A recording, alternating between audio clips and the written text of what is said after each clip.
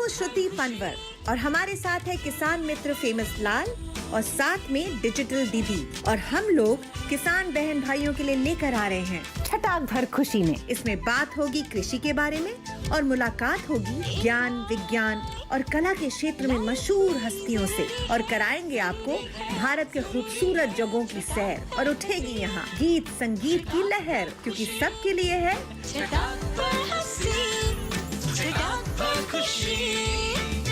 छटाक भर खुशी। देखिए हर शुक्रवार शाम 4:30 बजे से।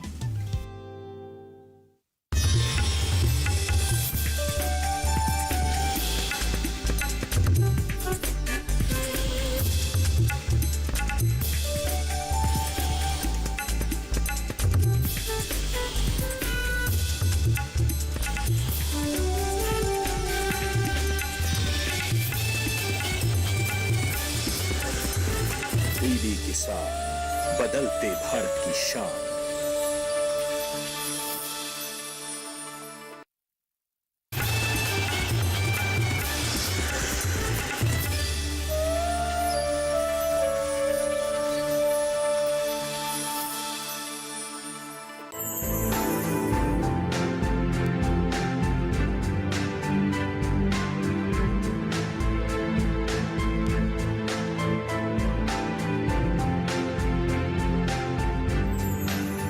नमस्कार, स्वागत है आप सभी का प्रोग्राम छत पर बागवानी में।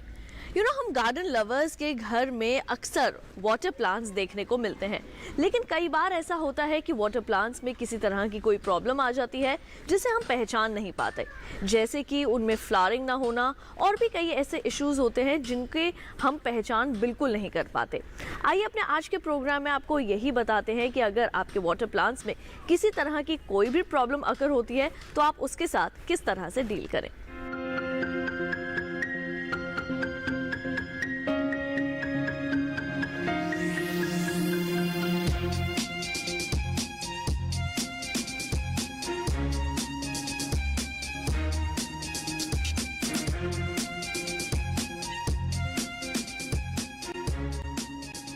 गर्मी का मौसम है और गर्मी के मौसम में सबका पसंदीदा होता है कि हम अपने गार्डन्स पे, छत पे, बालकनीज़ में वाटर प्लांट्स उगाएं।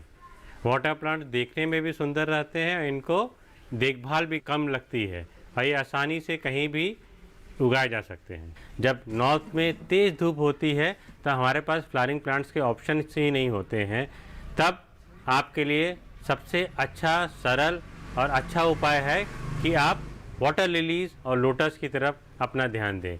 वाटर लिलीज़ और लोटस न सिर्फ सुंदर लगते हैं बल्कि आपकी गार्डन को एक नई लुक, एक नया आकर्षण देते हैं। वाटर लिलीज़ लोग लगा तो लेते हैं और कई लोग मायूस भी होते हैं कि उनके प्लांट्स में फूल नहीं खिल रहा है और हमें क्या करना चाहिए या हमें क्या कमी रह गई है कि मेरे वाटर प्लांट्स में, लोटस में या वाटर लिलीज़ में फूल नहीं खिल रहा है। वाटर प्लांट्स के लिए सबसे ज़्यादा, जो फ्लावरिंग प्लांट्स हैं उनके लिए सबसे ज़्यादा ज़रूरी है धूप। तो आपको ये इंश्योर करना पड़ेगा कि उनको 4 से 6 घंटा की डायरेक्ट सनलाइट मिल रही है।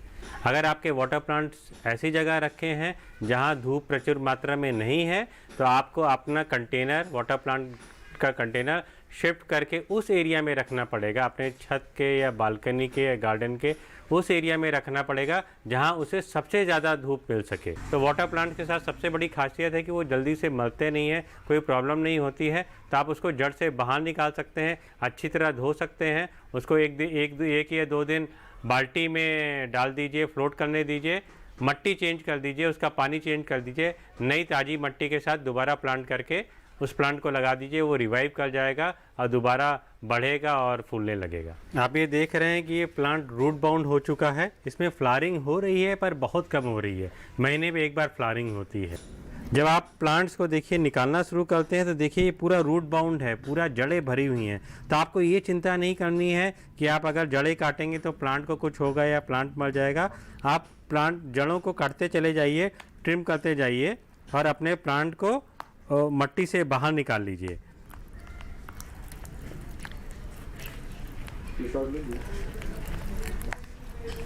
देख रहे हैं कि पूरा बाहर निकल चुका है। अभी ये प्लांट आपका जड़ों से कट करके मट्टी से बाहर निकल गया है, उसको पानी में डाल करके उसको धो दीजिए। उस जितने भी एक्स्ट्रा जड़ें हैं उसको आप कैंची ले लीजिए और कैंची से काट दीजिए। बेयर मिनिमम जड़ें रखिए, क्योंकि आप को ये देखना है कि आप ये प्लांट को न्यू ग्रोथ देख रहे हैं। प्लांट को ये सिग्नल लगना चाहिए कि उसके लिए नया जीवन है और नया ग्रोथ साइकिल में वो एंटर कर रहा है। तो आप उसके जितने भी लीव्स, एक्स्ट्रा लीव्स हैं या रूट्स हैं, उसको कट कर दीजिए। उसको अच्छी तरह वॉश कर लीजिए, उनको जड़ों को अच्छी तरह वॉश कर लीजिए और उसको फ्लोट करते रहना है। आप चाहें तो पानी चेंज कर सकते हैं, ताज़ा साफ पानी दोबारा चेंज कर लीजिए और उस प्लांट को फ्लोट करते रहने दीजिए। जब हमने अपना प्लांट निकाल करके इसको साफ पानी में डाल दिया है फ्लोट करने के लिए, आपको चिंता करने की ज़रूरत नहीं है। आपका प्लांट सुरक्षित है। आप उसको 1 दिन, 2 दिन, 3 दिन, कितना भी दिन, 1 हफ्ते तक भी उसको पानी में छोड़ सकते हैं।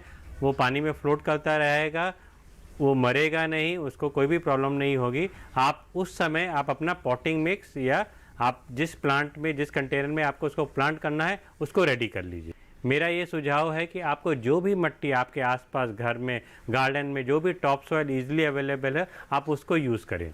आपको ध्यान ये रखना है कि जो भी मिट्टी आप लें वो ऑर्गेनिक मैटर, मतलब जिसमें जो आपकी पत्तियां हैं या ताज़ा गोबर उसमें नहीं होना चाहिए, क्योंकि ताज़ा गोबर आप पत्तियां अगर पानी में डालेंगे मिट्टी के साथ, वो तैर करके ऊपर आ जाएगी, आपका पानी गंदा करेगी। अगर आप ताज़ा गोबर डालेंगे तो सड़ेगा और काई बनाएगा। तो आप कोशिश ये करिए इनिशियली कि आप मिट्टी वो लेने की कोशिश करें जो साफ़ सुथरी हो, जिसमें ज़्यादा ऑर्गेनिक मैटर नहीं हो। मिट्टी लेने के बाद आप उसको सैनिटाइज करिए, उसको डिजीज़ फ्री करिए, पैथोजन फ्री करिए। इसके लिए सबसे आसान तरीका है 1 दिन के लिए धूप में फैला दीजिए, तो वो अपने आप डिजीज़ फ्री हो जाएगा और उसमें से जो भी कीड़े होंगे तो चले जाएंगे, तो मर जाएंगे। अब हमने ये मिट्टी ली है और अपने कंटेनर में मिट्टी भर दी है, तो हमारा नेक्स्ट स्टेप है कि हम इसको पानी से भर दें और इसको छोड़ देंगे। पानी डालने के लिए सबसे अच्छा तरीका होता है कि आप डायरेक्टली नहीं डालें, आप अपना हाथ पे पानी गिराएं और पानी भरने के बाद उसको 1 दिन के लिए छोड़ दीजिए। अब क्या होगा कि आपकी जितनी भी गंदगी होगी वो सारी फ्लोट कर जाएगी और मिट्टी को टाइम मिल जाएगा सेटल करने के लिए। आप देखेंगे कि आपके पानी में बुलबुले पैदा हो रहे हैं और पानी में मिट्टी से निकल करके हवा बाहर निकल रही है। तो ये नॉर्मल प्रोसेस है। इसका मतलब है कि मिट्टी से गर्मी निकल रही है और मिट्टी पॉटिंग के लिए तैयार हो रही है। अक्सर लोग गलती ये करते हैं कि लोग उसी समय मिट्टी भरते हैं, उसी समय पानी डालते हैं और उसी समय प्लांट भी लगा देते हैं। तो जनरली उससे क्या होता है कि अगर मिट्टी में ज़्यादा गर्मी है या उसमें से गैस फॉर्म होते हैं, अगर आपका प्लांट सेंसिटिव है, कहीं बाहर से लाया है, उसको पहले से ही ट्रांसपोर्टेशन शॉक लगा हुआ है, तो वो हो सकता है कि सर्वाइव नहीं करे। तब सजेस्टेड ये है कि जैसे मैंने किया है कि प्लांट को मैंने फ्लोट कर दिया है, 1-2 दिन फ्लोट रहता है तो उसको वो शॉक अब्जॉर्प्शन का टाइम मिल जाता है, वो एक मोड में आ जाता है जहां वो तैयार हो जाता है अपने नए जीवन के लिए या अपने नए प्लांटिंग के लिए।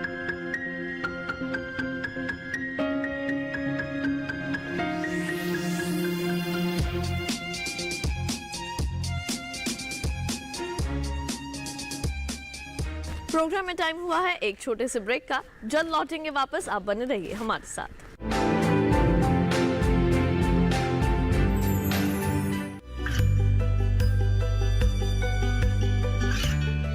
गांवों और पिछड़े क्षेत्रों में सरकारी योजनाओं की जानकारी पहुंचा। देश में कौशल और क्षमता विकास कर ग्रामीणों को सामाजिक बदलाव और विकास से जोड़ने की दूरदर्शन किसान की पहल चौपाल चर्चा देखें सोमवार से शुक्रवार सुबह 9 बजे। ये कामयाबी है अन्नदाता की।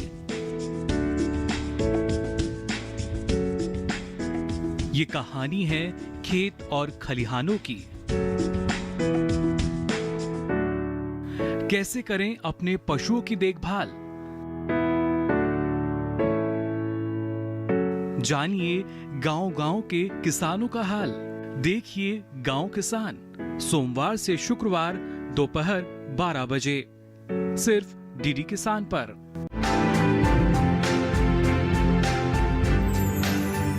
ब्रेक के बाद एक बार फिर आप सभी का स्वागत है प्रोग्राम छत पर बागवानी में। तो फिर आइए प्रोग्राम को आगे बढ़ाते हैं। अब आप देखेंगे मट्टी आपकी तैयार है। ये मट्टी मैंने 2 दिन पहले पानी डाल करके तैयार की थी। अब देखेंगे कि ये मट्टी सेटल्ड है, बिल्कुल स्मूथ है और यहाँ कहीं भी इसमें से देखिए गैसेस नहीं फॉर्म हो रही है। अब ये आइडियल है, मट्टी कूल डाउन है, बिल्कुल तैयार है। इसमें आप अपनी प्लांटिंग कर सकते हैं।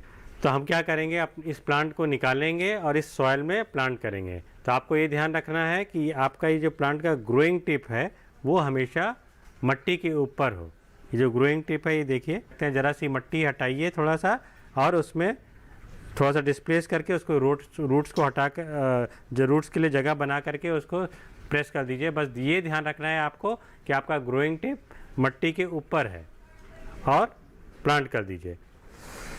उसके बाद आप क्या करेंगे कि आप अपना जो छोटा वाला कंटेनर है उसको उठा करके आप बड़े वाले कंटेनर में जिसमें आपने तैयार किया था उसमें रख देंगे। अब आप डालने के बाद देखेंगे कि आपके पास स्टिल जगह पड़ी है, टॉप अप करने की जगह जरूरी है। तो आप क्या करेंगे कि जो भी आपके पास जगह बची है उसको आप पानी से ऊपर तक भर देंगे। तो आप वाटर कैन से अपने हाथ के द्वारा साइड में, बिल्कुल साइड में धीमे से उसको पानी को भर देंगे जब तक वो बिल्कुल ऊपर तक नहीं भर जाता। अब आपका ये प्लांट तैयार है नए जीवन के लिए। अगर आपको अब इसको आप 1-2 दिन के लिए छोड़ दीजिए, वो अपने आप रिकवर कर लेगा। आप इसको सेमी शेड में भी डाल सकते हैं या सीधे धूप वाली जगह पे भी डाल सकते हैं, वो उसी हिसाब से अडॉप्ट कर लेगा। अगर आपने कमल का पौधा लगाया है और कमल खिल नहीं रहा है तो ये संभव है। अगर आपने बीज से उगाया है तो हो सकता है कि वो कमल का पौधा एक बड़े तालाब से लाया गया हो और आपने अपने घर में एक छोटे से कंटेनर में उगाया है, तो उस प्लांट को प्रॉपर स्पेस नहीं मिलता ग्रो करने के लिए। तो हो सकता है कि वो आपका पत्ते तो आए पर वो कभी फ्लावरिंग नहीं करे। तो अगर आप कंटेनर गार्डन में एक छोटे से कंटेनर में कमल उगा रहे हैं तो आप कोशिश करिए कि आप किसी कल्टीवेटर से या हाइब्रिडाइजर से जो छोटे वैरायटी वाला कमल होगा, जो छोटे कंटेनर्स वाला प्लांट होगा, वो वाला प्लांट लेने की कोशिश करिए, उसको उगाइए। अगर आपका कमल छोटे कंटेनर में है, फूल नहीं खिल रहा है और आपको उसका ओरिजिन नहीं पता है, तो सबसे आसान तरीका है कि उसको शिफ्ट कर दीजिए किसी बड़ी वाटर बॉडी में, तो वो प्रॉब्ली फ्लावरिंग करने लगेगा। वाटर लिलीज भी कई तरीके की होती हैं। हमारा देश एक ट्रॉपिकल देश है, तो आप प्रयास करें, अगर आप ग्रो कर रहे हैं तो ट्रॉपिकल वाटर लिलीज से स्टार्ट करिए। ट्रॉपिकल वाटर लिलीज के साथ सबसे बड़ा फ़ायदा या अच्छाई ये है कि बहुत ईजिली फ्लावर करते हैं और रेगुलरली फ्लावर करते रहते हैं। ट्रॉपिकल वाटर लिली को मैच्योर होने में 30 से 45 दिन से 60 दिन लगेगा और उसके बाद वो रेगुलर फ्लावर करता रहेगा। हार्डीज़ के साथ क्या है कि वो उनके फूल बड़े होते हैं, सुंदर होते हैं, पर उनमें फ्लावरिंग कम होती है। तो आप हो सकता है कि अगर आप हार्डी से स्टार्ट कर रहे हैं तो आप मायूस हों कि मेरे वाटर लिलीज़ में या प्लांट में फ्लावरिंग ज़्यादा नहीं हो रही है। तो मेरा सजेशन ये रहेगा कि आप ट्रॉपिकल से स्टार्ट करिए, वो आसान है देखभाल करने में, प्लांट करने में, और फ्लावर्स भी ईजिली देते हैं। वाटर लिलीज़ को बहुत तेज़ी से ग्रो करते हैं, इसलिए उनको रेगुलरली फर्टिलाइजेशन चाहिए। तो आपको आर्टिफिशियली रेगुलर इंटरवल्स पे प्लांट को फीड देता रहना पड़ेगा। जब प्लांट छोटा होता है तब आप फीड नहीं देते हैं। जब प्लांट डॉर्मेंट स्टेज में होता है, विंटर्स में होता है, तब आप फीड नहीं देते हैं। आप प्लांट को फीडिंग तभी देते हैं जब वो फ्लावरिंग सीजन होता है, जब प्लांट मैच्योर होता है। तो जैसे ये देख रखते हैं, ये प्लांट मैच्योर है, अब इसमें फ्लावरिंग भी आ रही है। तो हमें इसकी ग्रोथ को एक्सेलरेट करने के लिए और फ्लावरिंग को एक्सेलरेट करने के लिए हमें इसको फर्टिलाइजेशन देना होगा। फर्टिलाइजर के कई ऑप्शन हैं। आप NPK यूज़ कर सकते हैं जो मार्केट में ईजिली अवेलेबल है। NPK वाटर सॉल्युबल होता है, पानी में घुल जाता है, और आप पानी के पौधे में इसका उपयोग करेंगे तो आप अगर डायरेक्टली पानी में डालेंगे तो वो एक्सेस न्यूट्रिशन पैदा करेगा और एल्गी पैदा करेगा। तो इसके लिए हम क्या करते हैं कि पोटली बनाते हैं और उस पोटली में NPK डाल देते हैं, लगभग 1 चम्मच, और उसको वाटर प्लांट में डालते हैं। तो अगर आप देखिए तो ये मैंने एक कपड़े से पोटली बना रखी है, इसी पोटली को हम वाटर प्लांट में डालेंगे। ये देखिए, ये पोटली है और इसको हमने मट्टी में उंगली से एक छेद कर करके और इसको मट्टी में डाल देंगे। आपको ध्यान ये रखना है कि आप जब NPK डालेंगे या फर्टिलाइजेशन डालेंगे तो आप जड़ों के पास नहीं डालिए, इसको जड़ों से दूर बिल्कुल पॉट के किनारे वाले हिस्से में डालिए। आपको ये चिंता नहीं करना है कि अगर मैं किनारे इसको फर्टिलाइजेशन डाल रहा हूँ तो प्लांट तक पहुँचेगा नहीं पहुँचेगा या देर तक पहुँचेगा। वाटर प्लांट्स की जड़ें पूरे सॉइल में स्प्रेड होती हैं, उसको जब भी न्यूट्रिशन की ज़रूरत होगी वो वहाँ से फर्टिलाइजेशन ले लेगा। अगर आप केमिकल बेस्ड प्रोडक्ट नहीं यूज़ करना चाहते हैं, आप ऑर्गेनिक में बिलीव करते हैं, तो आप वर्मी कंपोस्ट ले सकते हैं और वर्मी कंपोस्ट और मट्टी का गोला बना लीजिए, उसको धूप में सुखा लीजिए और जैसे मैंने बताया था, जैसे आपने NPK जड़ों से दूर डाला है पानी में, पौधे में, मट्टी में के अंदर, वैसे ही आप वर्मी कंपोस्ट और मट्टी का जो गोला है वो भी डाल सकते हैं। प्लांटिंग के बाद आप वाटर प्लांट्स पे छोटे छोटे मार्बल चिप्स भी लगा सकते हैं।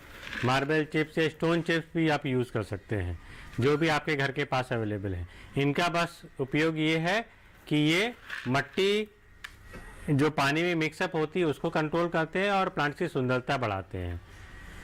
आप बड़े पत्थर मत डालिए क्योंकि वो प्लांट्स की ग्रोथ को हिंड्रेंस करते हैं। आप जब भी पत्थर अगर आपको डालना है तो आप हमेशा ये कोशिश करिए कि छोटे छोटे जो चिप्स हैं उन्हीं को यूज़ करिए और उनको जड़ों के पास ज़्यादा नहीं डालिए, जो ग्रोइंग टिप है उसके पास मत डालिए, उसको साइड्स में डाल सकते हैं। तो ये आपके वाटर प्लांट को जो एक प्रॉब्लम होती है कि मट्टी से मटमैला हो जाता है, उस प्रॉब्लम को काफ़ी हद तक सॉल्व करता है।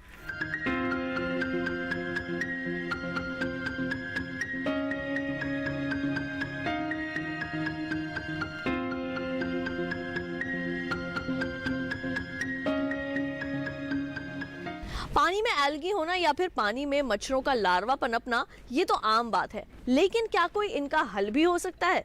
बिल्कुल इसका हल है, लेकिन ये हम आपको बताएंगे एक छोटे से ब्रेक के बाद। आप देखते रहिए छत पर बागवानी।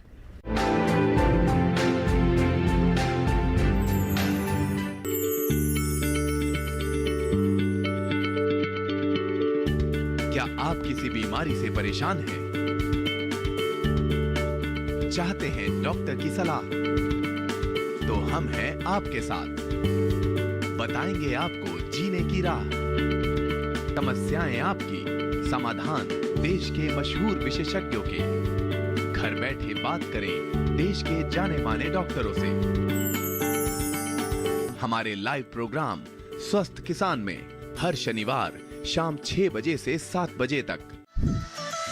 खुशहाल होंगे खेत, पशु रहेंगे स्वस्थ, सरकारी स्कीम का होगा लाभ, जब एक्सपर्ट्स का मिलेगा साथ, आपके सवाल विशेषज्ञों के जवाब, सिर्फ एक फोन कॉल की दूरी पर। देखिए किसानों का अपना प्रोग्राम हेलो किसान, सोमवार से शुक्रवार शाम 6 बजे से सिर्फ दूरदर्शन किसान पर।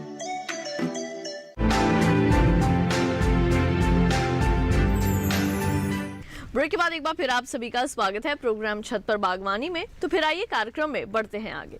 जैसे जैसे वाटर प्लांट्स पॉपुलर होते जा रहे हैं, नए प्रोडक्ट्स भी मार्केट में आ रहे हैं। आपके पास अब कई ऑप्शंस अवेलेबल हैं जो पहले अवेलेबल नहीं थे। तो वाटर प्लांट जो ग्रो करते हैं उनके पास कुछ कॉमन समस्याएं होती हैं कि अगर आप कंटेनर में उगा रहे हैं, छोटे से कंटेनर में, तो आपको कभी कभी सामना करना पड़ता है बहुत ज़्यादा काई का, एल्गी ग्रोथ का। तो आपको कभी कभी वाटर प्लांट्स लवर होते हैं वो डिस्करेज होते हैं। वाटर प्लांट्स में बहुत ज़्यादा एल्गी ग्रोथ होता है, काई लगती है, पानी की सड़न की समस्या होती है, ऑर्डर आता है, बैड स्मेल आता है। और जो लोग फिशेस रखना नहीं पसंद करते हैं उनके लिए एक बहुत बड़ी प्रॉब्लम होती है कि उस पानी में मॉस्किटो ब्रीडिंग हो सकती है। मार्केट में जो एक बहुत पॉपुलर प्रोडक्ट है वो बायोलॉजिकल एंजाइम्स हैं। तो आप बायोलॉजिकल एंजाइम को आपको क्या करना होता है कि आप उसको हफ्ते में एक बार स्प्रे करना होता है। जब आप इसको स्प्रे करते हैं तो आपका ये एल्गी काफ़ी हद तक कंट्रोल करता है, वाटर क्वालिटी को मेंटेन करता है, वाटर को क्लियर रखता है। जो भी स्लजेस होते हैं, जो भी पानी में इम्प्योरिटीज जाती हैं, पत्तियाँ गिरती हैं, उनको ये डिसइंटीग्रेट डिज़ोल्व करने में हेल्प करता है और वाटर के ऑर्डर को क्लियर करता है, मतलब वाटर में कोई बैड स्मेल नहीं आती है। तो ये बहुत अच्छा प्रोडक्ट है, इसको यूज़ करना भी बहुत आसान है। आपको ये कंसनट्रेट फॉर्म में मार्केट में मिलता है। तो आपको क्या करना है कि जो इसका कंसनट्रेटेड फॉर्म होता है वो बेसिकली 1 ml कंसनट्रेट लेते हैं और 10 ml आप पानी लेते हैं, उसको मिक्स करते हैं, डाइल्यूट करते हैं और उसको पानी में आप मिक्स कर सकते हैं या स्प्रे कर सकते हैं। इसी तरह इसमें आपके पास स्टे ब्लू करके प्रोडक्ट आता है जो आपके पानी को एक ब्लूइश टिंट देता है और वो भी एल्गी में कंट्रोल करने में हेल्प करता है। मॉस्किटोज कंट्रोल करने के लिए बायोमॉस करके प्रोडक्ट्स मार्केट में अवेलेबल हैं, उनको भी आप कंसनट्रेटेड फॉर्म में होते हैं और आप मिक्स करके उनको डाइल्यूट करके स्प्रे कर सकते हैं सरफेस पे रेगुलर बेसिस पे, वीकली बेसिस पे या ट्वाइस इन अ वीक आपको स्प्रे करना होगा। आप देख सकते हैं कि मैंने वाटर बॉडीज़ को यहाँ जो हैं उनको बायोलॉजिकल एंजाइम से ट्रीट किया है। तो पानी इनका देखिए ब्लूइश है, क्लीन है, एल्गी फ्री है। इसमें मैंने मछलियाँ नहीं डाली हैं तो इसमें मॉस्किटो ब्रीडिंग की भी मुझे चिंता नहीं है और ये पानी हेल्दी रहता है। मुझे पानी फ्रीक्वेंटली चेंज करने की ज़रूरत नहीं है। 6 महीना से 1 साल तक ये पानी ऐसे ही मेंटेन रहता है। आपको बस ये देखना है कि आप जो भी प्रोडक्ट यूज़ करें वो फिश फ्रेंडली और प्लांट फ्रेंडली हो। केमिकल्स को वाटर प्लांट्स के साथ यूज़ नहीं करें। वाटर प्लांट्स जब भी आप लगाएं तो कम्बिनेशन मिक्स ऑफ प्लांट्स लगाएं। अगर आप मिक्स एंड मैच करके वाटर प्लांट लगाते हैं तो आप एक नेचुरल वाटर इकोसिस्टम बनाते हैं। जब आप नेचुरल वाटर इकोसिस्टम बनाते हैं तब उसको किसी भी आर्टिफिशियल या किसी भी एक्सटर्नल सपोर्ट की ज़रूरत नहीं होती है। आपका पानी हमेशा साफ़ रहता है, स्वच्छ रहता है। उसके लिए आपको करना क्या है कि आपको जो सराउंडिंग वाले एरिया में होती है, जो अभी आपकी वाटर बॉडी होती है, उसके किनारे आपको माशी प्लांट्स लगाने हैं। माशी प्लांट्स मतलब जैसे पेनीवर्थ हो गया, अम्ब्रेला पाम हो गया, पाइपरस हो गया, ग्रासेस हो गई जैसे वॉल्टीवर ग्रास जो खस ग्रास है, स्मेल भी अच्छा प्रदान करती है, खुशबू भी देती है और वाटर को क्लीन करने में काफ़ी हद तक सहायक होती है। अगर आपके वाटर बॉडी में एल्गी की ज़्यादा समस्या है तो आप अंडर वाटर प्लांट्स या सबमर्ज वाटर प्लांट्स का भी ऑप्शन देख सकते हैं। ये वाटर प्लांट्स ऐसे होते हैं जो पानी के अंदर ग्रो करते हैं और सरफेस पे इफेक्ट नहीं करते हैं, अंदर ग्रो करते हैं। और बिकॉज ये पानी के अंदर ग्रो करते हैं तो पानी के अंदर ये ऑक्सीजन की मात्रा को बढ़ाते हैं और पानी से एक्सेस न्यूट्रिशन एब्जॉर्ब करते रहते हैं। तो एल्गी से ये डायरेक्टली compete करते हैं, एल्गी के ग्रोथ को काफ़ी हद तक चेक करते हैं। Water plants generally disease free होते हैं, इनमें बीमारियां आसानी से नहीं लगती है। आपको बस ये ध्यान रखना है कि आपका पानी साफ रहे। वाटर प्लांट्स में अगर बीमारियां लगती हैं, कभी कभी होता है कि उनके पत्तियों पे कीड़े लग जाते हैं या छोटे छोटे मच्छर पनपते हैं, तो उनका उपाय भी बहुत आसान है। आपको करना क्या होता है कि आपको उनकी पत्तियां रेगुलरली ताज़े पानी से साफ़ करते रहना होगा। आप नल का पानी लीजिए, पाइप लीजिए और उसकी पत्तियों को साफ़ करते जाएं और 1 हफ्ता या 2 हफ्ते तक रेगुलरली उसको साफ़ करते रहें। तो जो भी कीड़ा होगा या जो भी कंटेमिनेशन होगा वो पानी में धुल जाएगा, साफ़ हो जाएगा। उसके बाद भी अगर आपका कीड़ा या कंटेमिनेशन वाटर प्लांट्स में रहता है तो आपको करना है कि जो भी इन्फेक्टेड लीव्स होगी उनको काट करके बाहर निकाल दीजिए और प्लांट को अच्छी तरह वॉश कर दीजिए और उससे जनरली होगा कि आपका प्लांट स्वस्थ हो जाएगा और दोबारा फ्लावरिंग स्टेज पे आ जाएगा।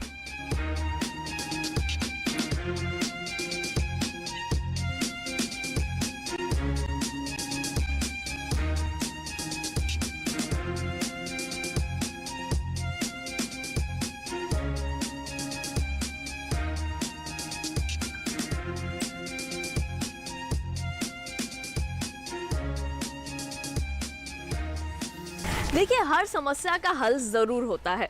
अगर वाटर प्लांट्स में किसी तरह की कोई दिक्कत आती है तो उसका सोल्यूशन भी है और इसके बाद हम उम्मीद करेंगे कि अब वाटर प्लांट्स से रिलेटेड प्रॉब्लम्स और उनके सोल्यूशंस जानने के बाद अब हमारे वाटर प्लांट्स भी खुश रहेंगे और हम भी खुश रहेंगे। तो इसके साथ ही हमारे आज के छत पर बागवानी के इस एपिसोड में बस इतना ही। अगली बार फिर करेंगे आपसे मुलाकात। तब तक के लिए हमारी पूरी टीम को दीजिए इजाज़त। नमस्कार।